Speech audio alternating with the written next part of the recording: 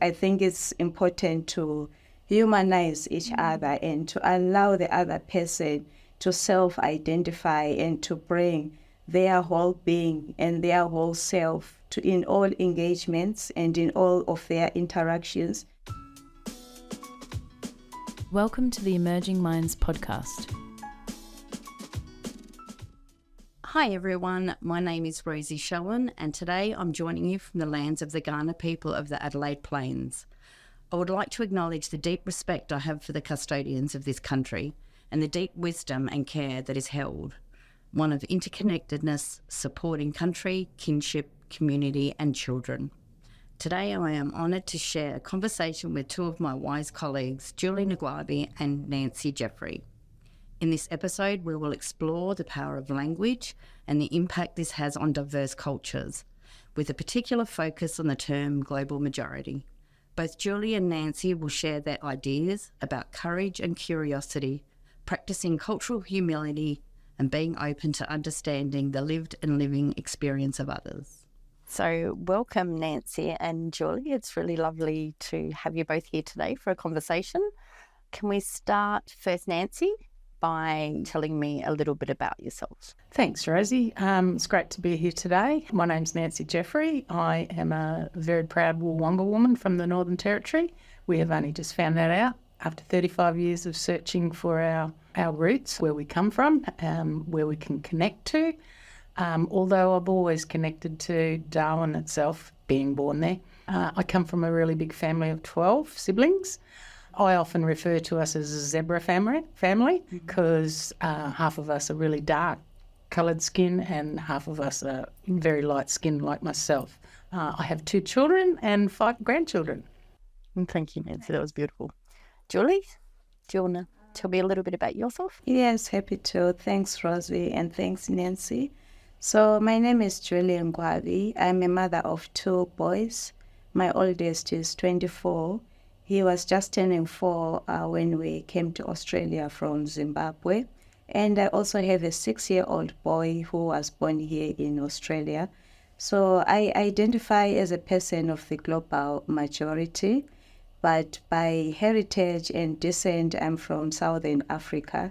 And personally, I subscribe to the philosophy of Ubuntu, which is what we believe it matters how we interact and treat each other as human beings. You are because I am, and together we are. So that's one of the philosophies really that shapes the way I engage with people, whether it's clients that I work with or families or professionals at work. I really subscribe to that philosophy because I think it's important that we humanize each other, and I think it's a foundation for everything else. So recently we've had a bit of a conversation about the terminology around culturally and linguistically diverse, and there's not one way of doing or speaking about culture in a way. And Julie, you spoke to us about the term global majority, which was really impactful for us, and we thought it'd be really lovely to have this conversation with you today about global majority and what does that mean to you and how did that come about basically. So did you want to tell me a little bit about what global majority means to you? As we are aware, Australia is a multicultural country. We've got rich diversity and people from different ethnic backgrounds and different cultural backgrounds. And within that, people identify themselves differently in a way that is meaningful to them, in a way that can be connected to the way that they interact or engage with their own culture, in a way that humanizes them. So for me, basically, I never found any of the terms that I use to describe me as befitting, or terms that I identify with, like culturally and linguistically diverse term. It's a term that is used in the public and community sectors to categorize people who are non-white, from different cultures and background. The reality is people within that category, they've got their unique experiences. They are quite diverse.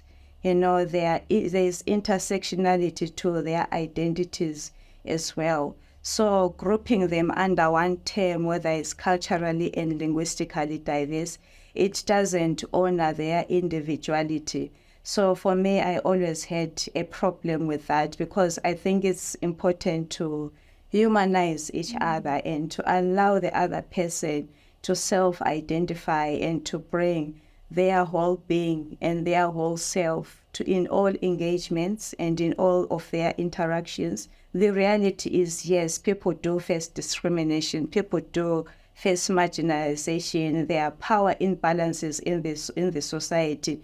There are power imbalances in the system, but that shouldn't be imposed or identified with who they identify with.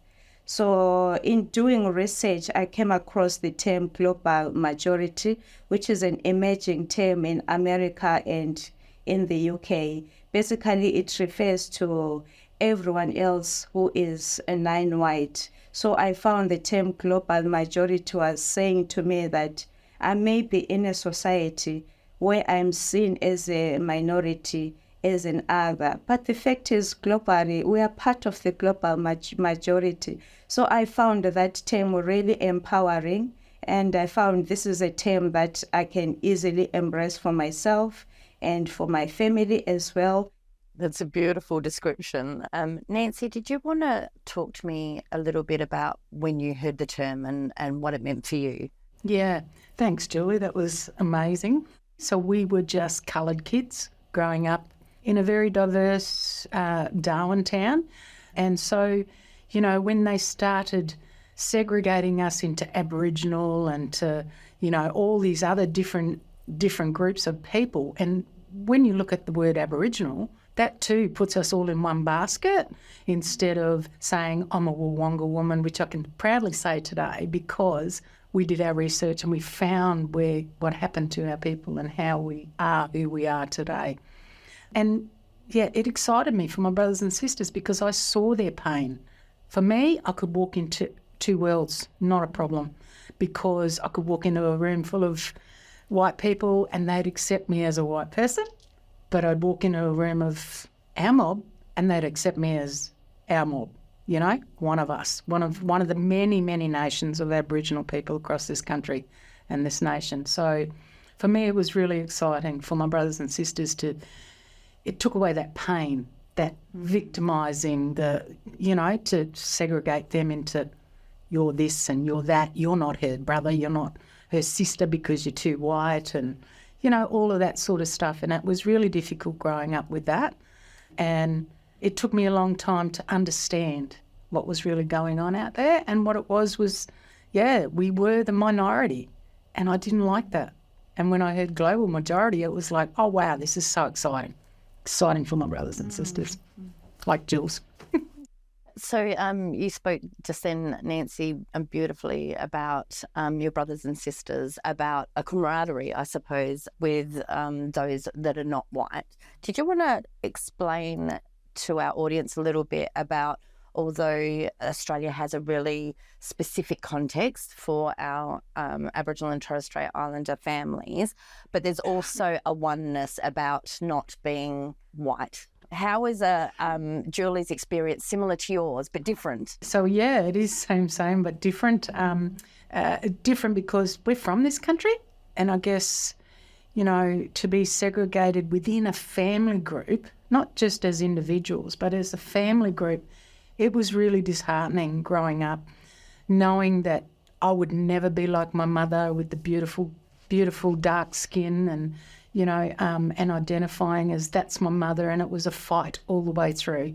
So I can relate to where Julie's coming from with that minority feeling that we are, second to the white minority and to the white people, sorry.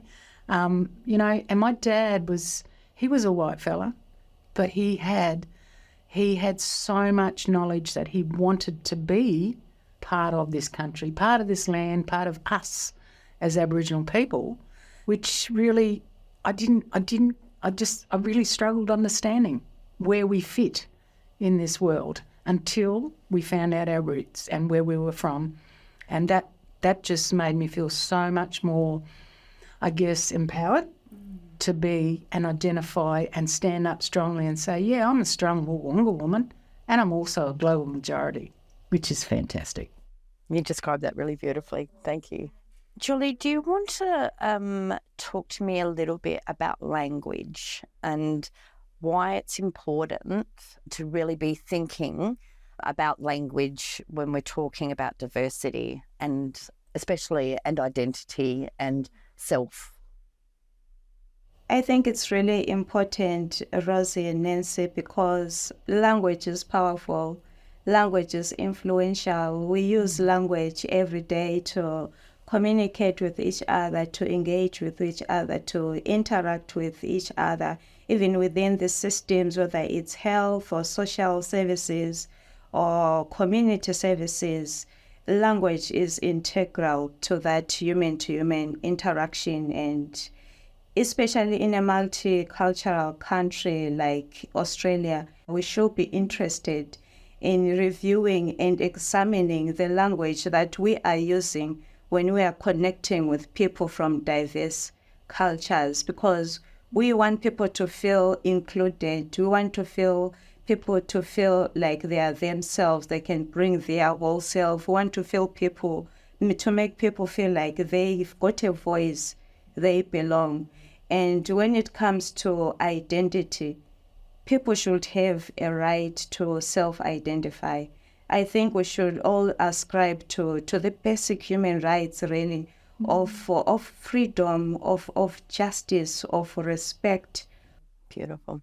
Nancy, following on from that, what is the power of language for children and families? Okay, for children and families, it's really, really important because, it sets their future up. As I said, as a young person growing up in a small place like Darwin, there was no segregation other than you're a coloured kid or you're a white kid or you're a Chinese or, but we never ever looked at each other differently until we went to another state. It was so horrible. It was a challenge to get out of bed every day to go to school. It was a challenge to do sports because, I had my brother who was in the same school who was a lot darker than me. And so we fought every day against people in just identifying as brother and sister. That really put a really big chip on my shoulder for many, many years. And as a matter of fact, it was actually a white woman who actually took that chip off my shoulder and told me, you are important as a person and as an individual, not because they identify you as this or whatever. It was because she made me feel like I was somebody and I didn't feel different to anyone else around. It was a challenge. And for my children, an even more challenge because they're so fair, they got blue eyes, and they struggle. They struggle sometimes to say, yeah, I'm Aboriginal, because they are frightened of the reaction they're going to get from everybody else around the table. So it gives them identity and it gives them the self-worth, like Julie was saying, Julie, how would you talk about language in the construction of, say, global majority? How would you talk to your children about that? How would you have a conversation about the terms of categorisation with your children? I think it's important for families, for parents, to normalize having this conversation. And I think these are conversations that should start at home. I always think about, there's a parenting program, Circle of Security, which talks about the parent being the safe and secure bigger hands. So if we are laying that foundation at home of safety, of security, of having these conversations about culture, of race, and really telling our children who they are, their identity, I think that becomes a protective factor. I think it sets them up for life. It becomes a good foundation so that when they go out there, because they will go out there, and sometimes out there is not always necessarily safe if they've got a black or brown skin, but because they would have been affirmed who they are at home, they would have been told about their identity.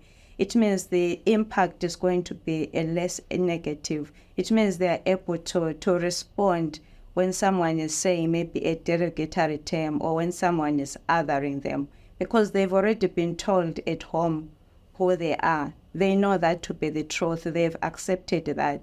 So whatever is going to be said out there is not going to impact them as much.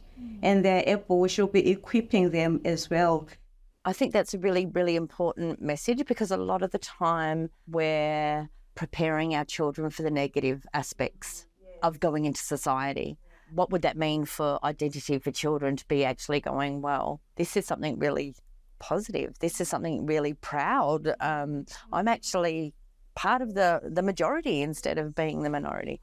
Instead of arming them with strategies on how to climb over systems and climb over. So how does being thoughtful about terminology that we use support children's social and emotional wellbeing? Nancy? I'll go back to my grandchildren. Like I took them for the first time to their first NAIDOC march, and I have never seen children glow and really proud to be part of. We felt like there was more of us than them. Does that make sense? Because they're very fair-skinned too, and for them to know that their identity is an Aboriginal, Scotsman, all of these beautiful cultures together and still can connect to our culture and our people is just amazing. And for them to stand up in school and say, I'm a Aboriginal, is a really proud moment for me and for them.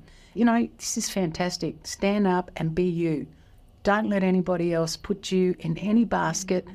You go where you want to be and where you want to identify as. And the more I hear this global majority, the more I'm wanting to talk to them about that too now. So, so they've got a choice of how they want their language to be spoken and how they want to, present themselves, even though we didn't get raised in the depth of culture and language because it was all lost.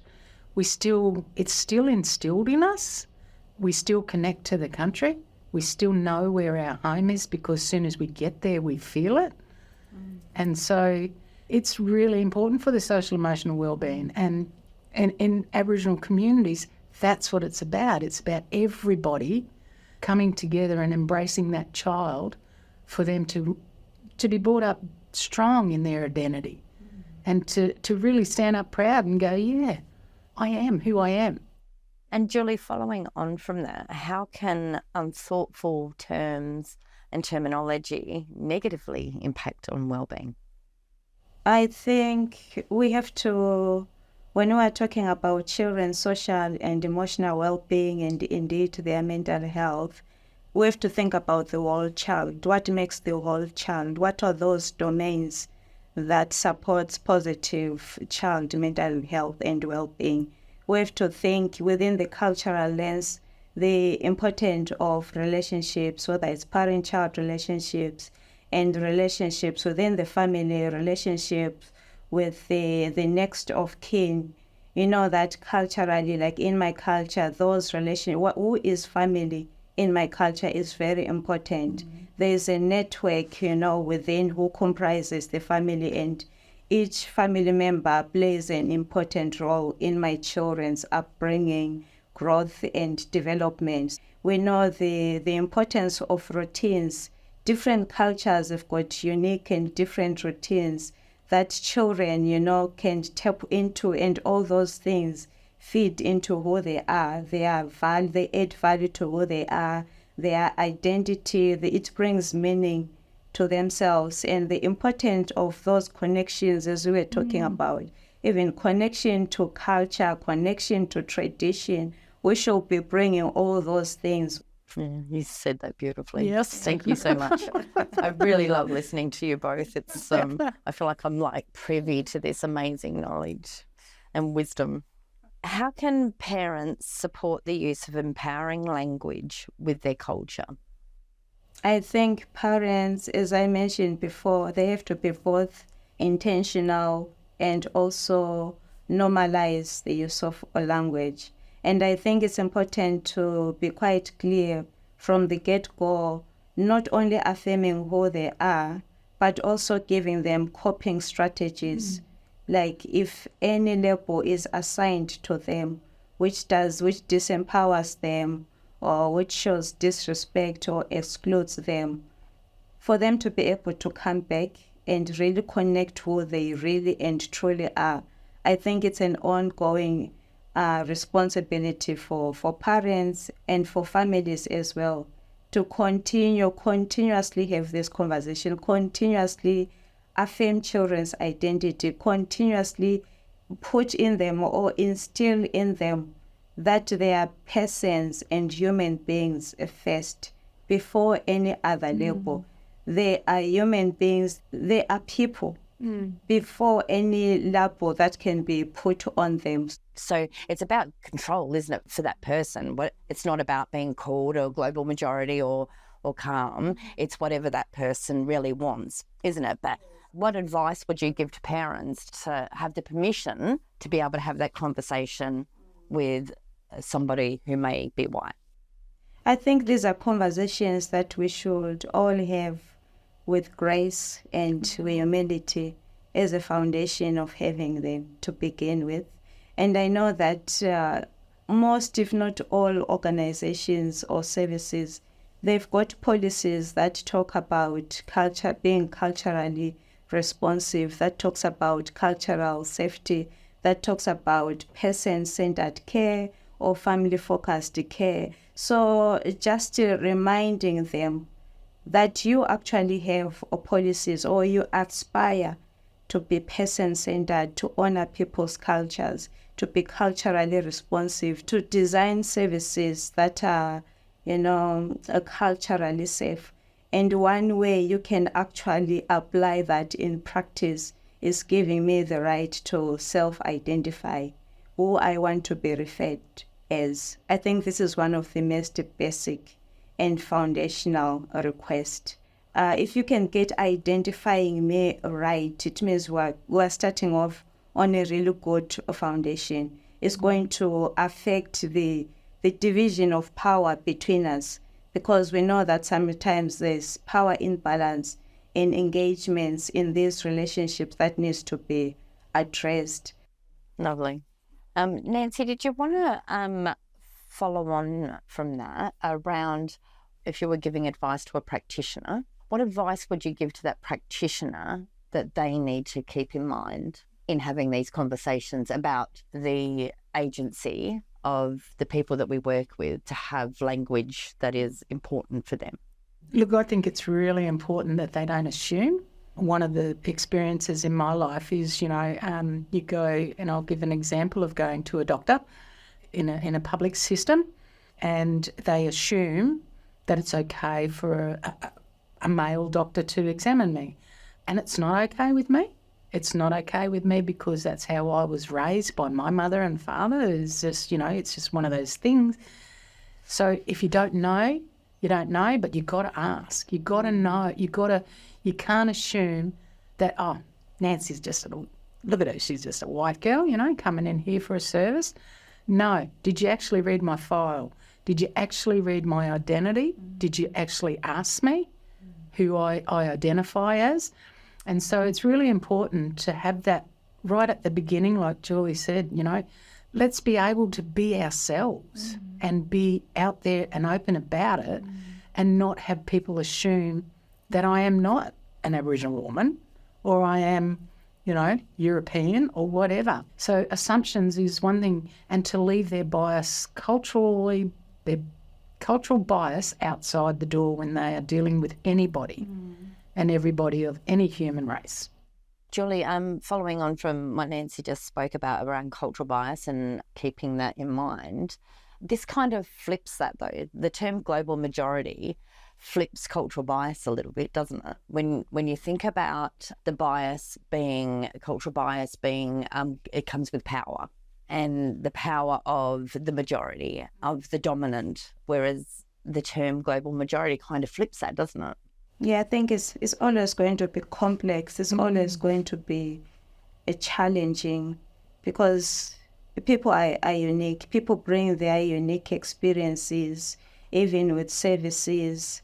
People, they've got unique and different experiences in how they've engaged with systems of power before. So it's never going to be easy. It's not going to be a one size fits all. It's just being mindful and being intentional that we are not perpetuating that power imbalance, that we are bringing the other person in and allowing them that agency and that self-determination, really. And I suppose how we honour culture in our conversation. Yes. Why would Aboriginal and Torres Strait Islander not be put in with called? We have very different dialects. We have very different traditional ways across the country, you know, and to put us all in the one basket is just, it's not the right thing to do. Like I said, I'm a Woolwonga woman and I can identify strongly as that now, but I also take up the identity of my Scottish heritage as well, and really proud of that because of my father and my mother and the influence of that. But to put us into the, you know, as cold is just not on. I'm sorry, but, you know, like, but then when you put us as in a global majority, like I said, it excites me because we're not considered the minority of Australia now, because we're quite often, Aboriginal and Torres Strait Islander people, we're the minority in Australia. You know, The Voice just showed us that. In your own country. Yeah, in our own country, and which is really challenging for each and every one of us in a different way. And like Julie said, we want to identify as ourselves for our own internal reasons, spiritually, emotionally, everything that makes us who we are is actually there anyway already. Before we identify or know who we are, it's already inside us spiritually, whether we know it or not, that you're another human being. It's not about your colour of your skin, it's about what you are and you identify as inside and outside. So I'm just going to finish off with, what would your advice be to parents to start the conversation? And Nancy, for you, it will be, what advice would you give to a practitioner to start the conversation? So my advice to families and parents is that you know yourselves better than anyone else. You know your children better than anyone else. You know your connection with your culture, your ways of being and doing things. You are the expert of that. So be courageous and brave and know that it's your basic human right to be able to fully express who you are and to instill those values into your children, because it's really preparing them for the real world. And these are values that we all need to be instilling in our children for the betterment of the next generation of Australians. Beautiful.